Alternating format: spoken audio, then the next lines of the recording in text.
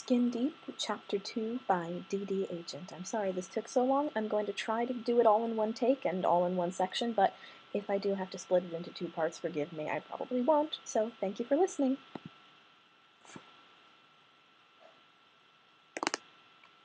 She loved her sanctuary. She had adored the library when she had been a child, and now it was the room she spent the most time in when she was at home. A former ballroom, her father had transformed it into a library after her mother's death. The walls were sky-high with books, and whether it be curled up in one of the alcoves or standing on the crumbling balcony, Belle loved being in there. The shuffling of feet alerted her to her new manservant and the prospect of tea. Belle looked up from her current book, A Princess Who Runs Away and Falls in Love with a Local Weaver, and turned to Rumpelstiltskin. He was still wearing his rags. She was sure she could find him something new for him to wear, something that didn't have his son's blood stained onto the fabric.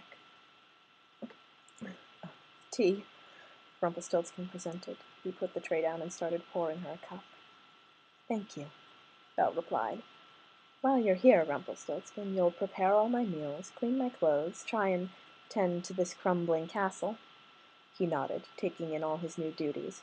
Make sure I have plenty of tea and biscuits while I'm reading in the library, and you'll archive all of the important items I bring back from town every Tuesday. Rumpelstiltskin nodded, taking a moment to look at the library around him. It was a breathtaking sight. Of course, his gaze then turned on her, and he blushed. Belle wondered how used to women Rumpelstiltskin was, especially ones like her who wore skin-tight bodices cut low on their breasts.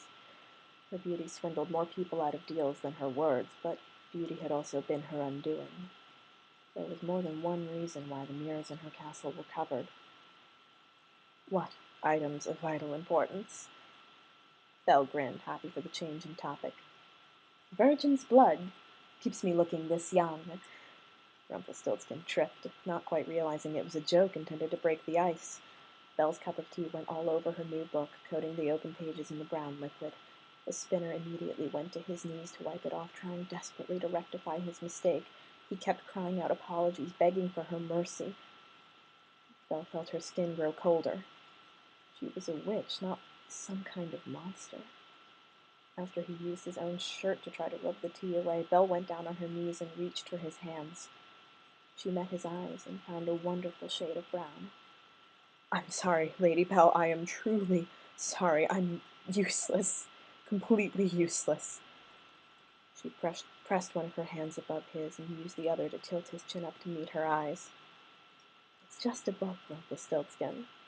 I have thousands of them in this castle. She smiled at him, dragging her fingers along his chin and back into the air. It had been so long since she had touched someone. Anyone. I doubt you're useless. Just clumsy. I used to be dreadful, pulled down an entire rail of curtains once. He chuckled, and Belle moved her hand away from his. I'll get my own tea. You go to your room and rest. What was she doing? This was like any other deal. He belonged to her, but he was a grieving father, and Belle knew how it felt to hold someone you loved in your arms and feel their soul leave them. Get settled in. I like breakfast at daybreak. In here, if you please. Rumpelstiltskin gave her a low bow as he left, smiling at her again. He was going to be trouble. Belle could sense that. She was starting to feel like the ice around her heart was cracking, and that was something she could not allow. She would never be weak again. Thank you for your concern, Sheriff Swan, but there's really nothing more you can do. Belle looked at the sheriff, trying to ascertain exactly what had been taken. It was a fair assumption that the burglar had taken some of her books, considering that was really all she had. While Emma had been checking out the little alcove overlooking her back garden, Belle had double and triple checked her bureau. It wasn't there. Someone had taken it. Miss French, this is a robbery, a public menace. Now, if you know something... The former Dark One thought about Emma's words for a moment. She knew a lot of things on a vast number of subjects. Emma would have read tales and watched horror stories about Belle Le Fay, a creature who came disguised as a beautiful woman. She would grant you a wish, mostly knowledge, but would take your soul if you did not pay up. Belle had found one story about her past life in the library where a beautiful young woman came begging for knowledge that would save her life. The Le Fay gave it, and asked in return for the young woman's beauty. The young woman refused to be plain, so the Le Fay took her heart. Belle had never been sure who the hero in that story was. French? Emma's voice disturbed her thoughts. Do you know something? If you do, and you don't tell me, and I find Mr. Madison roaming around with his scissors, so help me, I will put you both behind bars. She meant it, too. The savior wasn't scared of her. His name is Jeremy Horder. He owns a sporting goods shop just outside of town, and this morning he defaulted on quite a sizable loan. He and Mr. Madison disagreed over collateral. And yet it's some of your books that have been stolen, and not one of Mr. Madison's hats. Emma shot back, making a note on her little detective pad.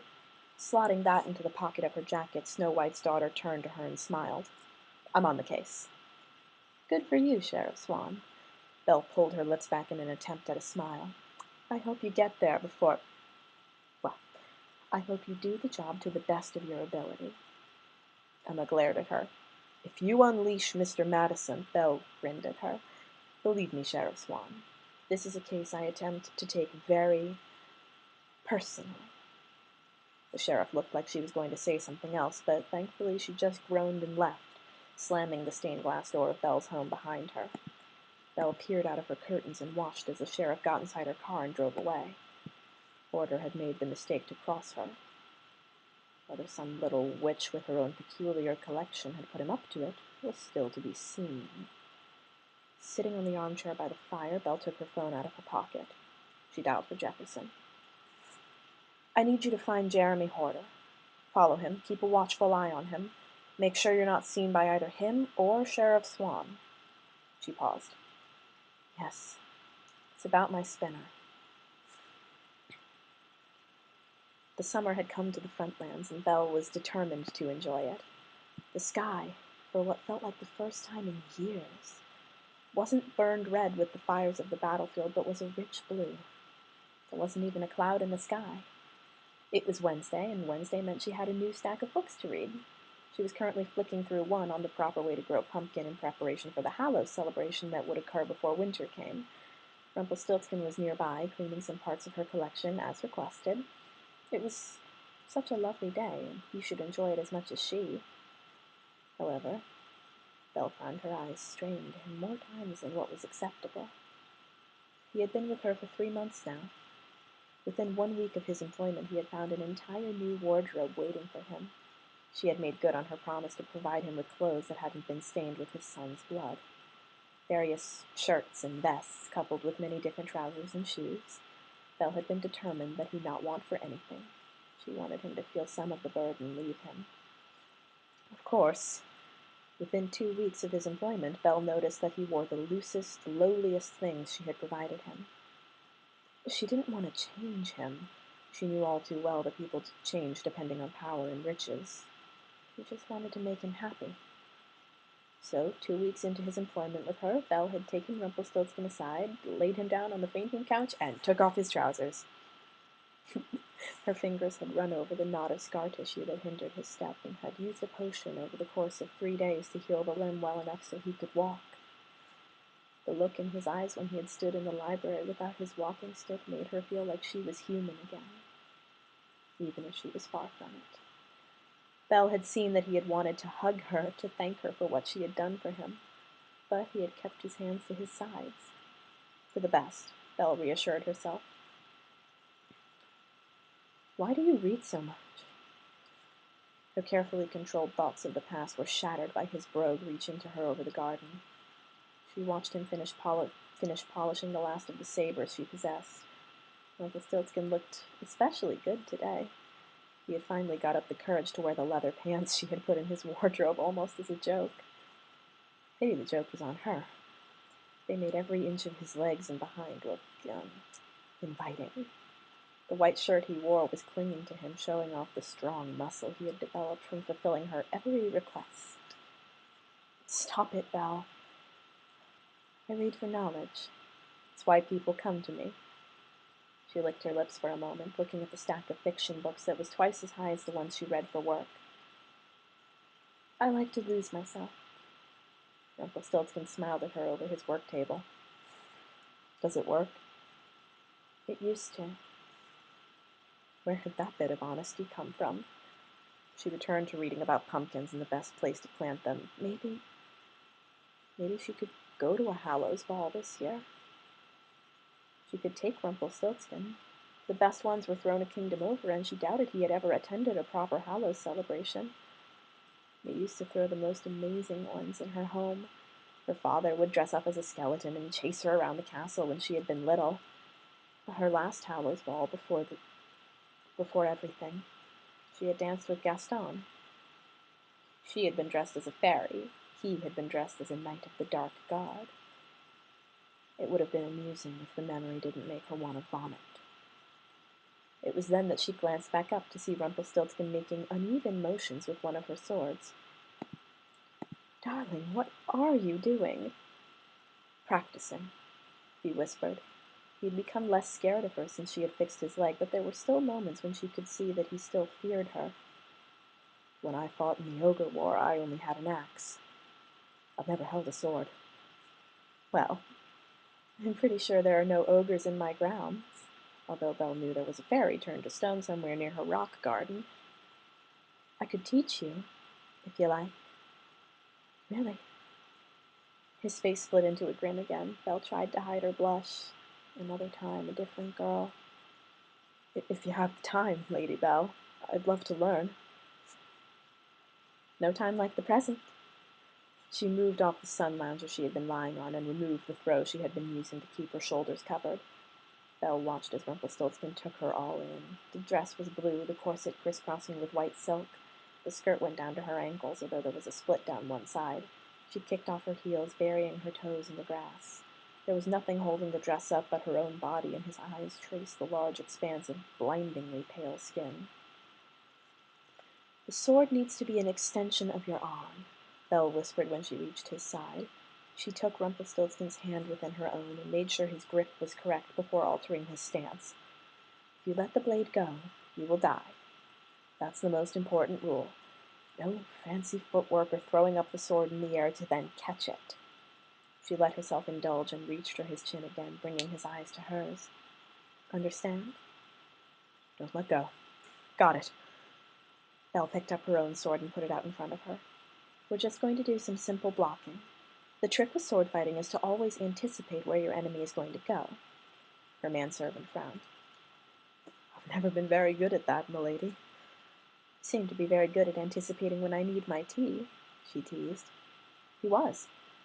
She only had to think she needed a good cup to soothe the emotions caused by her latest book, and he would be there, the liquid the perfect temperature to drink. Belle thrust her saber in front of her, and Rumpelstiltskin jumped back. She went for his elbow, and he continued to move backwards. He wasn't much of a fighter, this she knew. She had some measure of her manservant, heard the whispers of the coward Rumpelstiltskin aligning himself with the Dark One. The mere fact that he had followed through on her deal suggested more heroism than those who fought her turns. That was greed. A man who paid his debts was an honorable one. "Who taught you how to fight?" Rumpelstiltskin asked as he leapt back to avoid another one of her well-placed jabs. Belle stopped her assault. "My father." The moment's reflection cost her dearly as Rumpelstiltskin made his first offensive move and cut one of the laces holding her corset together. It had been an accident, but still a killing blow. He immediately looked away from her front, which was showing even more skin than before. She smiled at him, proud of him. Despite his blushing, his nervousness was slowly leaving him every day, and he was becoming something truly spectacular. "Well done. I concede." Belle raised her hands above her head. Rumpelstiltskin chuckled. "I do think that this would be a perfectly good time for lunch." "I agree." Belle placed the saber down on the work table Rumpelstiltskin had assembled and headed inside. However, her foot caught on an uneven piece of ground, and she yelped as she prepared to hit the stones buried in the grass. But she never hit the ground. Belle opened her eyes to find herself in Rumpelstiltskin's arms. Both of his arms were around her back. As their gaze met, one of his arms shifted under her knees so he could carry her. Belle tangled an arm around his neck, clinging on. He beamed at her. Good anticipation, she whispered, her body burning with the feeling of being pressed against him. He laughed again, but his eyes never left hers. I'd never let you fall. This was a moment that could change what had been building between them, the employment that had turned into a soft friendship that could indeed be something more than that. He was a good man, kind and gentle with her, more so than any man had ever been, and much more than she deserved. Thank you, Rumpelstiltskin. Yes, he bumbled as he let her back down to the ground, dropping her a little too forcefully.